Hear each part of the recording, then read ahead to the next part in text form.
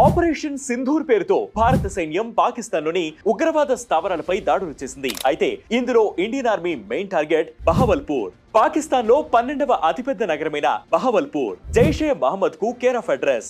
లాహోర్ నుండి సుమారు 400 కిలోమీటర్ల దూరంలో ఉన్న ఈ నగరంలోని జమియా మస్జిద్ సుభానల్లా క్యాంపస్ లోనే జైషే మహమ్మద్ రిక్రూట్మెంట్, నిధుల సేకరణ వంటి కార్యకలాపాలన్నీ జరుగుతాయి.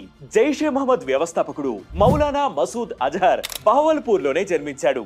అక్కడే హై అండ్ ప్రొటెక్షన్ మధ్యలో నివసిస్తున్నాడు. 1968లో జన్మించిన మసూద్ అజహర్ 1994లో భారతదేశంలో ఉగ్రవాద కార్యకలాపాల నేపథ్యంలో అరెస్ట్ అయ్యాడు. అరెస్టుకు ముందు అతను ఆఫ్ఘనిస్తాన్ లో హర్కత్ ఉల్ ముజాహిద్దీన్ సభ్యుడిగా ఉన్నాడు. అయితే 1999 డిసెంబర్ 24న 5గురు హర్కత్ ఉల్ ముజాహిద్దీన్ ఉగ్రవాదులు ఇండియన్ ఎయిర్లైన్స్ విమానాన్ని హైజాక్ చేశారు. కాఠ్మండు నుండి ఢిల్లీకి 190 మంది ప్రయాణికులు మరియు సిబ్బందితో బయలుదేరిన ఈ విమానం అమృత్సర్, లాహోర్, దుబాయ్ మీదుగా చివరకు తాలిబాన్ నియంత్రణలో ఉన్న ఆఫ్ఘనిస్తాన్ లోని కందహార్ కు తీసుకువెళ్లబడింది.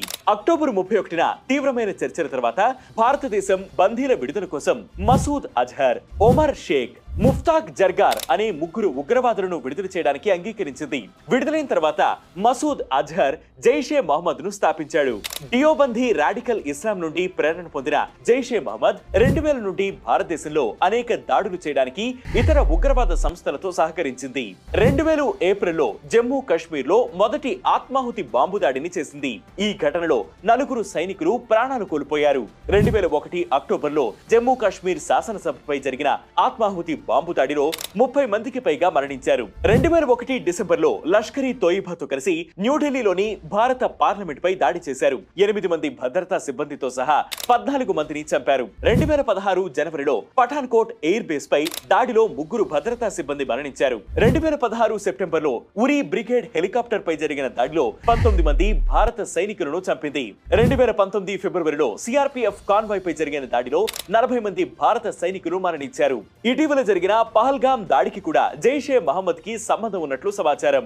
ఉగ్రవాద కార్యకలాపాలను ప్రారంభించే ముందు మసూద్ అజహర్ ఆఫ్ఘనిస్తాన్ కు వెళ్లి అప్పటి ఆల్ ఖైదా అధినేత ఒసామా బిన్ లాడెన్ ఆశీస్సులు కూడా తీసుకున్నట్లు చెబుతుంటారు. ప్రస్తుతం బహవల్పూర్ లోని హెడ్ క్వార్టర్స్ ప్రధానంగా రిక్రూట్మెంట్, నిధుల సేకరణ వంటి వాటికి ఉపయోగించబడుతుంది.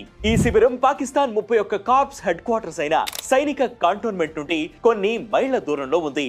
బహవల్పూర్ లో ఒక రహస్య అణు సదుపాయం కూడా ఉన్నట్లు తెలుస్తోంది. కంటోన్మెంట్ కు సమీపంలో ఉండడం దీనికి ఐఎస్ఐ మద్దతు మరియు రక్షణ ఉంది అనడానికి రుజువు. అయితే జైషే మహమ్మద్ ఉగ్రవాద శిక్షణ శిబిరాలు ఖైబర్ పఖ్తుంఖ్వా మరియు పాక్ ఆక్రమిత కశ్మీర్ లోనూ ఉన్నాయని తెలుస్తోంది. 2019లో పుల్వామా దాడి తర్వాత అంతర్జాతీయ ఒత్తిడి కారణంగా పాకిస్తాన్ ప్రభుత్వం బహవల్పూర్ హెడ్ క్వార్టర్స్ ను తమ పరిపాలనా నియంత్రణలోకి తీసుకున్నట్లు ప్రకటించింది. పంజాబ్ ప్రభుత్వం ఈ క్యాంపస్ ను నిర్వహించడానికి ఒక అడ్మినిస్ట్రేటర్ ను నియమించింది. కానీ భారత నిఘా వర్గాలు మసూద్ అజహర్ బహవల్పూర్ ను వదిలి పాకిస్తాన్ సైన్యం రక్షణలో ఉన్నాడని భావిస్తున్నాయి.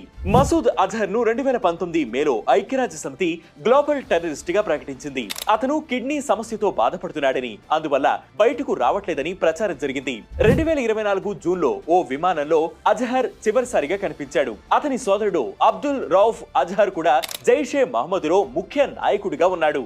తాజాగా భారత్ చేసిన దాడులలో Jaishe Mohammed chief most wanted ఉగ్రవాది మసూద్ అజహర్ కుటుంబం సర్వనాశనమైంది. ఎయిర్ స్ట్రైక్స్ లో అతడి భార్య, సోదరి, భావమర్ది సహా మొత్తం 10 మంది సభ్యులు చనిపోయారు. మరో 4 అనుచరులు కూడా హతమయ్యారు. వారి అంత్యక్రియలు బహవల్పూర్ లో జరుగుతాయని అక్కడి మీడియా వెల్లడించింది.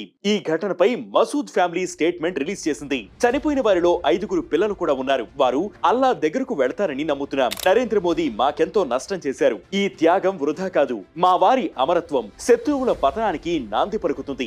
న్యాయం గెలుస్తుంది అని పేర్కొంది. దీంతో ఇండియాపై ప్రతీకార దాడులకు పాకిస్తాన్ సిద్ధమవుతున్నట్లు తెలుస్తోంది. ఇండియా దాడులపై ప్రతిచర్యలకు పాకిస్తాన్ పీఎం షహబాజ్ షరీఫ్ ఆర్మీ బలగాలకు అనుమతిచ్చారు. దీంతో భారత్ పాకిస్తాన్ మధ్య యుద్ధం జరగబోతోందనే సంకేతాలతో ఉత్కంఠ నెలకొంది.